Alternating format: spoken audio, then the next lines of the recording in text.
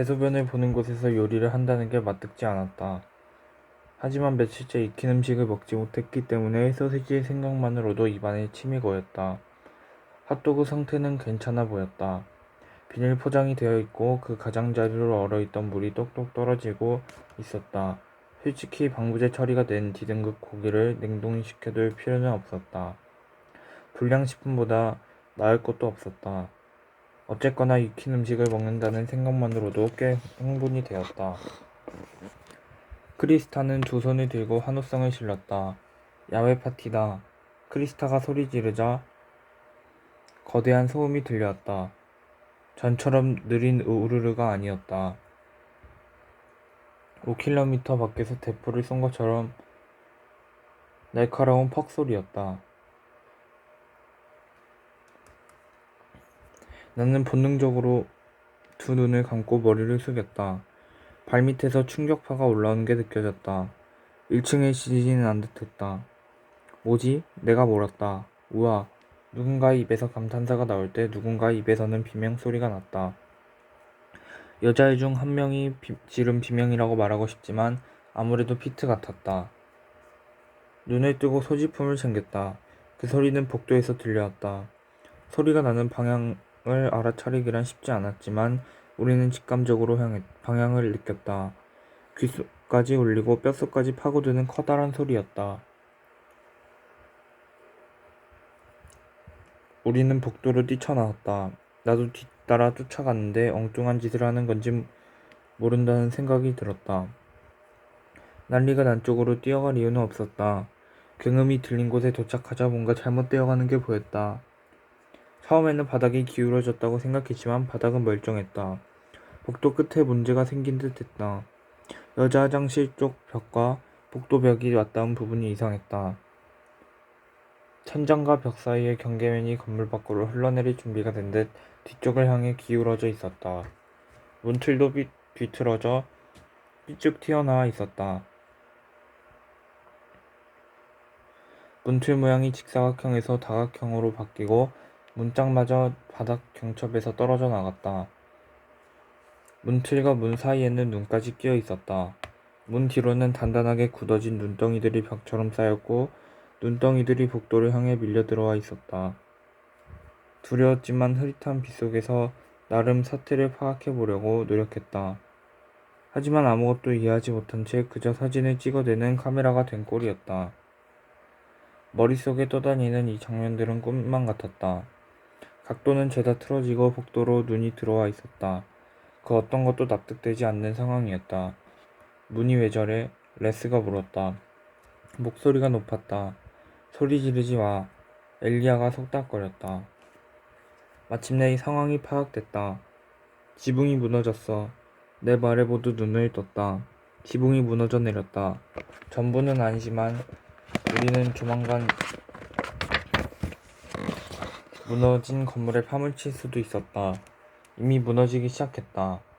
2층 복도 끝부분은 눈의 무게를 견디지 못하고 주저앉아 버렸다. 바닥도 마찬가지로 갈라져 내려앉았을 것이라는 생각이 들었다.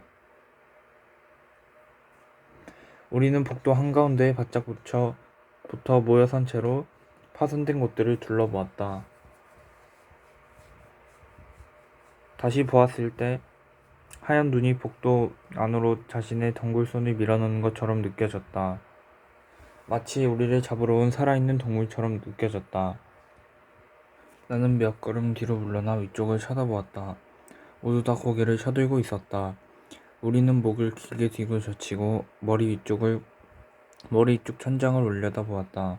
당장 쏟아져 내려 우리 6명을 납작하게 짓눌러 벌레처럼 만들어버릴 수도 있는 기세였다. 제이슨이 씩씩거리며 계단으로 올라오고 있었다. 실습실까지 울려 퍼진 굉음을 들은 게 분명했다. 녀석은 즉시 무슨 일인지 알아냈다. 이건 아니야. 왠지 좋지 않다. 제이슨이 조용히 말했다. 우리는 교실로 돌아와 이 사태에 대해 목소리를 낮춰가며 이야기를 나눴다. 내가 소리쳤기 때문에 그렇게 된 거라면 어째서 우리한테서 먼 곳부터 그런 일이 생긴 건데?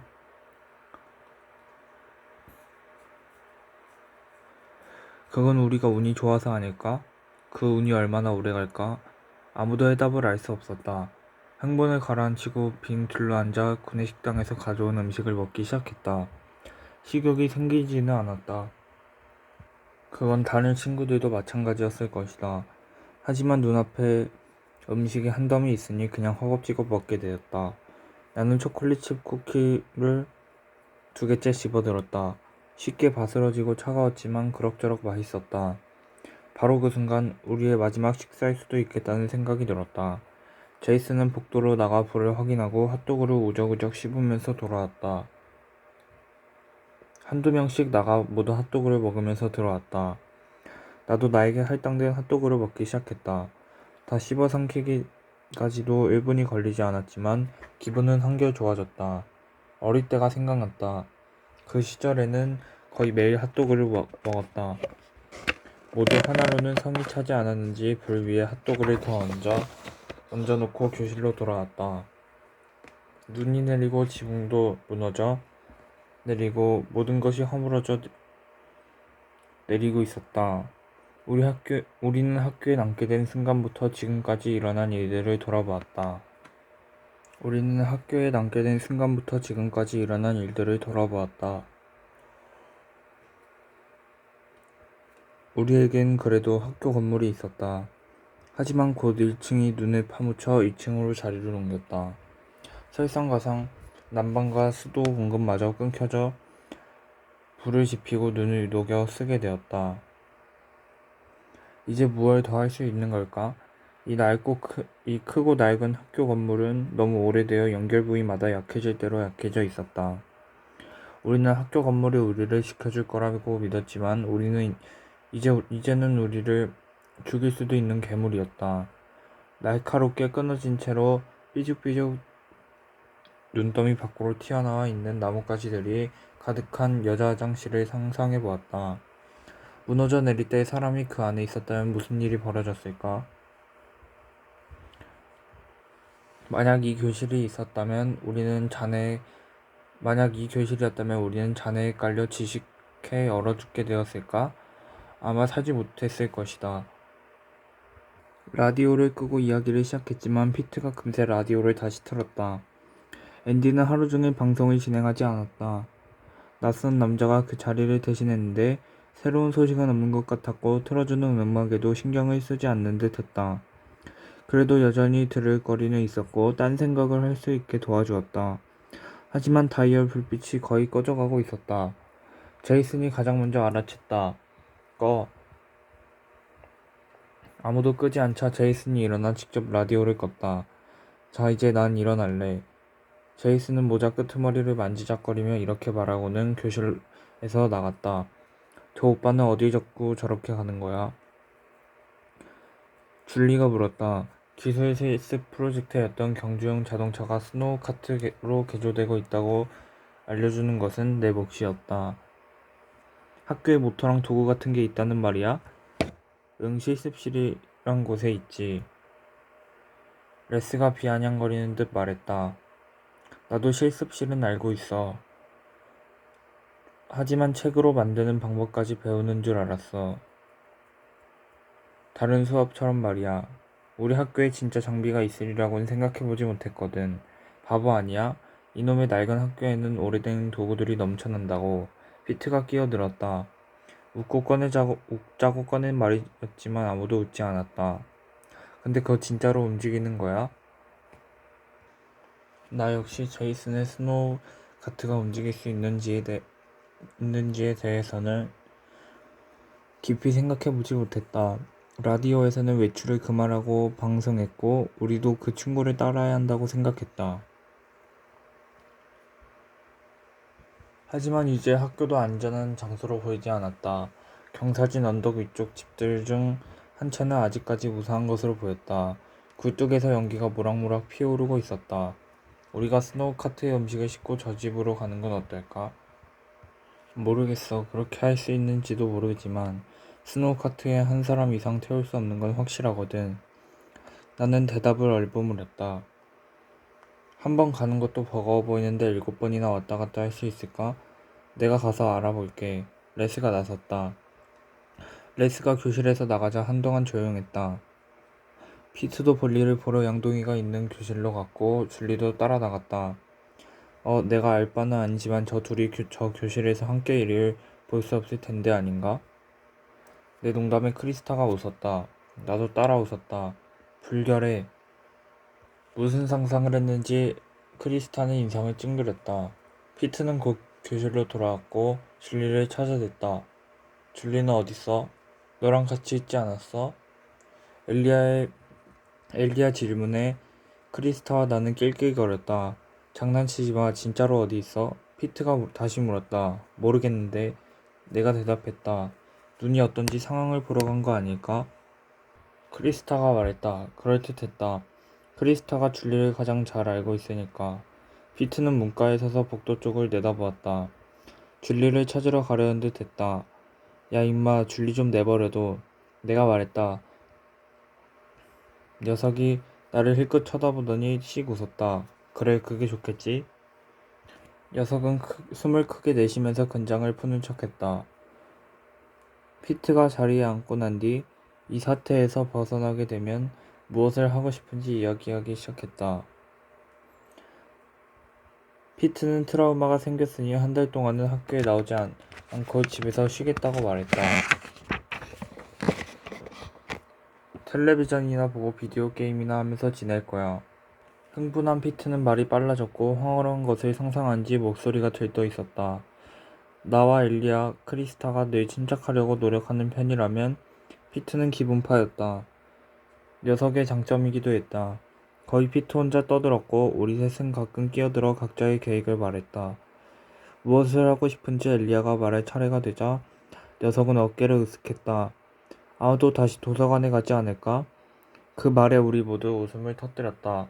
엘리야도 우리가 자신의 도서관에 박혀 사는 수상쩍은 녀석으로 생각하고 있다는 걸 알고 있었다. 자신을 웃음거리로 만드는 태도는 꽤 멋졌다. 하지만 기분 좋은 척하며 마냥 앉아있기에는 상황이 여의치 않았다. 우리의 웃음소리가 엄청 컸다는 사실을 깨닫는 순간 숨을 멈추고 천장을 올려다보았다. 다른 친구들도 웃음을 멈췄다. 괜찮네. 순간 내 입에서 이 말이 튀어나왔다. 잠시 정적이 흘렀고 우리는 이성을 되찾기 시작했다. 저 지붕에 문제가 생긴 게 분명해. 크리스타가 말했다. 그러게 그럴지도 모르지. 화장실로 연결된 파이프 때문일 수도 있어. 그러니까 내 말은 지금 좀 얼어붙을 수도 있다는 거야. 터지거나 하지 않았을까? 얼음이 물보다 분자가 큰 건 알지? 그렇기 때문에 큰 일을 낼 수도 있거든. 바닥 밑에 파이프는 아직 안 터졌겠지? 엘리야가 물었다. 반드시 그렇다고 볼 수는 없어. 사람들이 늘 다락 같은 곳이나 고층 건물 지붕 위에 기어 올라가잖아. 나도 더티 잡스 본 적 있어. 피트가 대답했다. 버미테이토스도 같은 종류의 프로그램이야. 하지만 해충이나 쥐 등을 박멸하는 사람들에 대한 리얼리티 쇼지. 내가 하려는 말은 어떤 건물이든 파이프와 전선 따위가 셀 수 없이 많이 있고 각층 바닥 안쪽에는 온갖 것이 다 있다는 거야. 프로그램에서는 사람들이 주로 그 안에 들어가 덫을 설치하더라고. 그래 알겠어. 그러니까 우리도 쥐덫을 놓아야 한다는 거야. 아니 여기에도 프로그램에서 소개된 시설이 있을 거라는 거지. 내가 대답했다. 큰 건물일수록 시설도 복잡할 테고 우리 학교처럼 오래된 건물일 경우에는 바닥 아래쪽에 난 구멍을 통과하는 전선이나 파이프들이 다 낡아 삭아버렸을 가능성도 배제하지 못한다는 거지. 그러니까 네 의견은 낡고 약하다는 거네. 아마 쥐도 있을 거고 피트 녀석이 희죽거리며 대꾸했다. 그냥 그럴 수 있다고 말한 것뿐이야. 그게 원인일 수도 있다고. 만약 그렇다면 옆에 있는 남자 화장실은? 크리스타가 물었다. 거기도 무너질 수 있어. 벌써 금이 가고 약해진 곳이 있겠지. 그렇구나. 그런 말을 들으니 정말 으스스해진다. 크리스타가 몸을 움츠렸다. 엄청난 양의 눈이 한 세기쯤 오래되고 낡아 빠진 지붕을 부수는 건 그리 이상한 일이 아니었다. 우리는 그 사실을 받아들여야 했다. 라디오를 다시 켜고 싶었지만 4명밖에 없는데 배터리를 닳게 하는 건 엄청난 낭비였다. 피터와 엘리아가 잠시만이라도 교실에서 나가길 바랐다. 크리스타와 단둘이 있고 싶었다. 이미 말을 텄으니 둘만 교실에서 나가준다면 하던 이야기를 계속 할 수 있을 것 같았다. 살짝 작업을 걸 수도 있을 것 같았다. 나는 여기에서 죽을 수도 있었다. 건물에 깔릴 수도 있고 질식해 얼어 죽을 수도 있었다. 그런 재앙은 예상보다 빠르게 일어날 수도 있었다. 지붕이 내려앉아 버리면 작업을 걸 기회마저 놓치게 될 판이었다. 하지만 피터와 엘리아는 교실에서 나가지 않았다. 하긴 갈 데가 있지도 않았다. 그 녀석들도 여기 앉아서 더티 잡스를 본 이야기나 학교에서 쥐들이 돌아다니는지 아닌지 따위의 이야기를 하는 것이 나쁘지 않다는 눈치였다. 그 프로그램에서 가장 특이하다고 생각되었던 직업을 가진 사람들, 이를테면 하수구 검사관이나 거머리 사냥꾼 등이 떠오른 바로 그때 줄리가 교실 안으로 뛰어들어왔다. 줄리는 훌쩍거리며 울고 있었고 겨울 점퍼 앞섭 부분이 찢겨져 깃털들이 빠져나와 날리고 있었다. 크리스타가 달려가 줄리를 끌어안았다. 나는 피트를 바라보았다. 녀석의 눈이 둥그레졌고 긴장한 듯 했다. 녀석은 의자에서 벌떡 일어났다. 그 바람에 담요가 바닥으로 떨어졌다. 나와 엘리아는 혼란스러운 눈빛을 주고받았다. 크리스타가 줄리를 달랬다. 무슨 일이야? 괜찮아? 근데 무슨 일이 있었어? 그런 다음 크리스타는 줄리를 껴안았다. 피트도 다시 자리에 앉았다. 잠시 뒤 크리스타가 뒤로 물러서자 줄리가 입을 열었다. 흐느끼는 사이사이 작고 고요한 줄리의 목소리가 들렸다. 나는 점퍼를 적신 눈물을 바라보고 있었다. 저 지경이 될 때까지 뭐했지? 다친 건가? 궁금증이 일어났지만 잠자코 귀를 기울였다. 줄리가 크리스타에게 무슨 말을 하고 있는지 전부 알아들을 수 없었지만 딱 한 단어 레슨은 놓치지 않았다. 피트가 자리를 박차고 일어선 걸 보면 녀석도 들은 게 확실했다. 레스에 대한 내 판단이 틀렸다. 하지만 피트가 나선다고 해서 얻어터지거나 처참한 꼴이나 당하지 결코 레스를 상대에 이길 수는 없었다. 피트는 말릴 새도 없이 밖으로 뛰쳐나갔다. 전속력을 다해서 벽돌로 된 벽을 향해 달려가겠다는 것이나 다름없었다. 나는 녀석을 뒤따라 나갔다. 녀석을 막아야 할지 도와야 할지 확신이 서지 않았다. 어찌됐든 녀석을 붙잡아야 한다는 것은 분명했다. 문고리를 잡으려는 순간 크리스타가 내 발쪽을 잡아 끌었다. 크리스타의 손을 떨쳐내며 고개를 돌려 놓으라는 말을 하려는 찰나 크리스타가 소리쳤다. 아니야, 아니라고. 레스가 아니야. 레스는 크리스타가 서둘러 말했다. 처음에는 어리둥절했다. 그저 어린애가 옹알거리는 것처럼 들렸다. 하지만 곧 무슨 일인지 알게 되었다. 줄리가 말하는 레스는 LESS였던 것이다. 그러보니까 생각보다 덜 밝고 덜 춥고 덜 갑갑하다고 할 때 덜에 해당하는 단어 레스였다. 줄리는 깜깜한 아래층에서 길을 잃어버렸다. 그러다 뭔가 점퍼에 옷이 걸려 겁에 질렸고 급한 마음에 몸의 방향을 잘못 트는 바람에 옵선마저 뜯기게 되었고 허겁지겁 헤매게 된 것이었다. 내게도 똑같은 일이 일어날 수 있다는 생각이 들었다. 그제야 상황이 제대로 이해되었다. 모든 게 분명해지자 피트를 잡아야 한다는 생각에 마음이 다급해졌다. 나는 문 밖으로 뛰어나가 복도를 따라 계단을 향해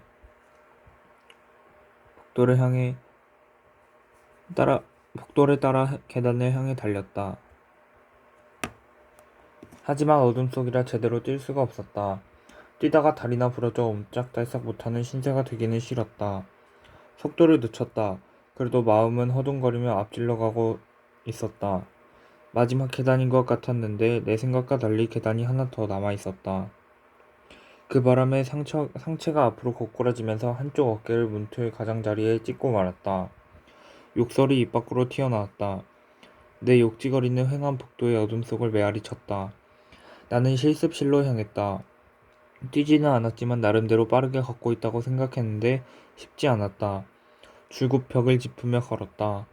로커의 핸들과 창틀이 손끝에 닿을 때는 저릿했다. 가운데 손가락 손톱에 뭔가 걸려 그대로 뽑힐 뻔했다. 눈앞에 하얗고 노란 별들이 반짝거릴 정도로 날카롭고 찌릿한 통증이 느껴졌다. 걸음을 늦추고 다른 쪽 벽으로 붙었다. 이번에는 다른 손으로 벽을 짚어가면서 서서히 걷기 시작했다. 피트 멈춰. 그러면 안 돼. 난 소리를 질렀다. 문득 바보 같다는 생각이 들었다. 피트가 내 목소리를 듣게 된다면 피트 멈추면 안 돼로 생각할 수도 있었다. 피트 다시 소리 질렀다. 아무 짓도 하지 마. 하지만 내 목소리 외에는 아무 소리도 들리지 않았다. 대답도 앞서가는 발소리도 없었다. 아무것도 들리지 않으니 기운이 빠졌다. 피트가 담요를 들고 줄리아와 함께 소풍이라도 나온 것처럼 여기에서 어슬렁거렸을 모습을 떠올리니 좀 우습기도 했다. 녀석은 실습실로 가는 길을 몰라 헤맸다고 했었다. 나는 그 말이 사실이길 바랐다. 로켓처럼 아래층으로 내려간 녀석이 어둠 속에서 엉뚱한 복도 쪽으로 움직이다 문이 있어야 할 곳에 왜 벽이 있는 거지 하며 어리둥절하길 바랐다. 나는 발걸음을 재촉했다. 하지만 다른 손톱마저 잃고 싶지는 않았다. 오른손이 옥신거려서 왼손으로 간신히 벽을 더듬거리며 어둠 속에서 나아가고 있었다. 하지만 한 발 늦었다. 어떤 일이 있었는지 나중에 제이슨에게 들어서 알게 되었다. 피트는 실습실 문을 활짝 열어젖히며 온갖 지저분한 욕을 하며 레스를 불러댔다고 했다. 레스가 줄리를 추행하려 했다며 고개를 고래고래 소리 질렀다고 들려댔다고 했다. 정확히는 성추행하려고 했다는 말을 했다는데 어째서 그렇게까지 생각하게 되었는지 정말 어처구니 없었다. 질투, 집착, 소유욕 그런 비슷한 감정에 사로잡히면 사내 자식들은 완전히 돌아버려 한심한 짓도 할 수 있었다. 레스는 절대로 자신이 그런 짓을 하지 않았다고 해명했단다. 제이슨이 듣기에는 꽤 설득력이 있었는데 이유는 표정이 결백했고 또한 30분 전부터 실습실에 쭉 있었던 알리바이도 있었기 때문이었다. 그래도 피트는 레스에게 주먹을 휘둘렀는데 정작 얻어터진 쪽은 피트였다. 한 방 맞은 레스가 가만히 있을 리 없었다. 금세 달려들어 인정사정 없이 두들겨 패 멀쩡한 곳이 없게 만들어버렸다. 드럼 분해하는 걸 지켜보는 심정이었어. 제이슨은 그 상황을 그렇게 설명했다. 결국 보다 못한 제이슨이 둘 사이에 끼어들어 레스를 뜯어말렸다고 했다. 제이슨은 그런 자신을 알고 분명 꽤 터프한 면이 있었다고 했지만 어쩌면 레스가 그쯤에서 손을 떼려고 했기 때문에 순순히 물러선 것일 수도 있다고 생각했다. 내가 도착했을 때 피트는 바닥에 대자로 뻗어 있었다. 얻어터진 게 코인지 오른쪽 눈인지 아니면 그 둘 다인지 모르겠지만 손으로 얼굴을 만지고 있었다. 반대쪽 구석에서는 제이슨이 레스를 차분히 가라앉히려고 애쓰고 있었다. 알았어. 그만해. 나도 안다니까. 제이슨은 이렇게 말했다. 셋 다 나를 쳐다보았다. 제이슨은 고개를 돌렸고 피트는 한쪽 눈으로 날 올려다보았고 레스는 날 쏘아보았다. 나의 등장에 레스가 한 발을 앞으로 내밀고 어깨까지 긴장하는 모습을 보였다. 내가 싸우러 왔다고 생각하는 듯 했다. 아니야. 나는 두 손바닥이 보이도록 가슴팍 위로 손을 들어 올리며 말했다. 아니야. 아니라니까. 나는 피트 앞에 무릎을 꿇고 앉았다. 녀석에게 화가 났지만 녀석은 내 친구고 보기 딱할 정도로 엉망진창이었다. 창문을 열고 눈을 가져와 녀석에게 건넸다. 녀석은 두 손으로 눈을 받은 뒤 곧장 얼굴로 가져갔다. 몇 초도 지나지 않은데 피가 흡수되어 하얀 눈이 체리빙수처럼 빨개졌다. 잠시 뒤 나는 피트가 내팽개쳐버린 장갑 한 짝을 찾기 시작했다. 실습실은 어둑어둑해졌고 장갑 찾는 일은 평생 걸릴 것만 같았다. 눈이 뒤쪽 벽으로도 차오르기 시작했다.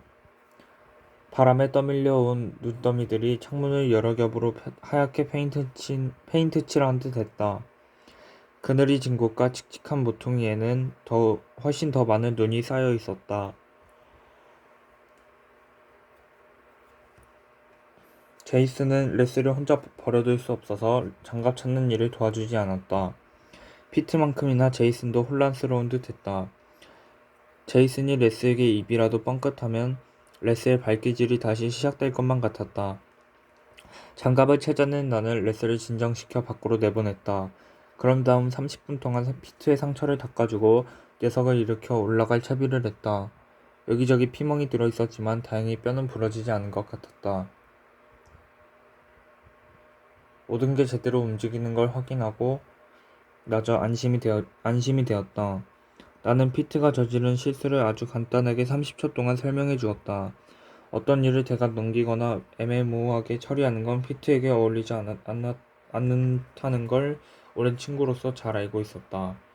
레스 말이야, 이런 일이 있기 전보다 네 몸엔 피가 덜 있을 거야.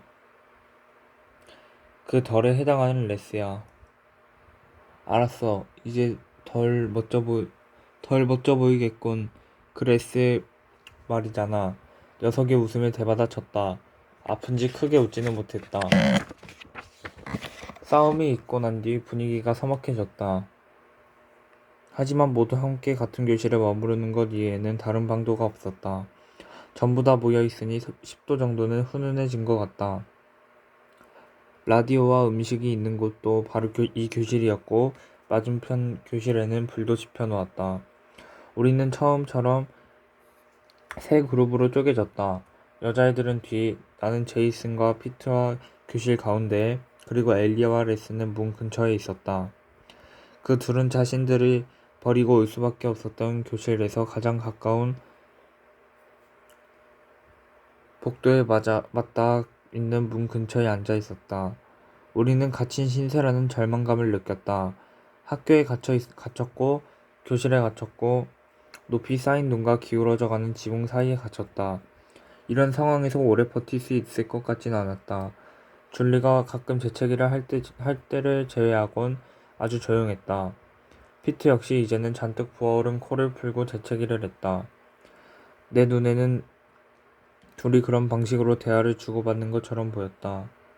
전혀 대화를 나누진 않았지만 줄리는 피트가 폭력적인 얼간이 기질이 있는 전형적인 남자애라고 생각하는 것 같았다. 상황이 좀 정리되었을 때 줄리가 딱 한 번 그런 말을 녀석에게 했다. 피트는 심각하게 얻어터져 누군가에게 말을 붙일 처지가 아니었다. 가끔씩 줄리와 피트는 번갈아가며 자리에서 일어나 휴지 뭉치를 가지러 갔다. 누군가 창틀에 놓아둔 화장실 휴지였는데 우리가 가지고 있는 휴지 중에 가장 부드러웠다. 하지만 둘은 절대로 동시에 일어나지 않았다.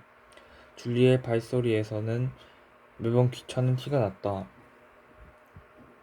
아무래도 복도에서 길을 잃고 돌아와 울며 난리를 떨었고 이 모든 사태의 원인이 자신에게 있다는 죄책감 때문에 의기소침해진 것 같았다. 어쩌면 피트와 사귀려고 했던 자신의 결정을 창피하다고 느꼈을지도 몰랐다. 어쨌거나 줄리는 조용하지만 빠른 걸음으로 창문 쪽으로 걸어가 휴지를 끊어 손에 들고서 자리로 돌아와 코를 풀었다. 피트는 오른쪽 다리를 심하게 절룩거리며 그리로 가서 코를 풀며 자리로 돌아왔다. 레스는 둘의 모습에서 눈을 떼지 않았다. 녀석의 눈 주위로 피트가 날린 깨끗한 한 방의 푸른 멍자국이 선명했다. 제이슨도 나도 피트 녀석 때문에 기분이 좋지 않았지만 피트의 꼴은 형편없었다. 얻어터져 이리저리 아프고 자존심까지 뭉개진 녀석에게 달리 뭘 해줄 수도 없었다. 짐도 바로 우리 곁에 있으니 그저 녀석 곁에 앉아 쉴 수 있게 놔두고 마음을 추스리기를 기다리는 수밖에 없었다.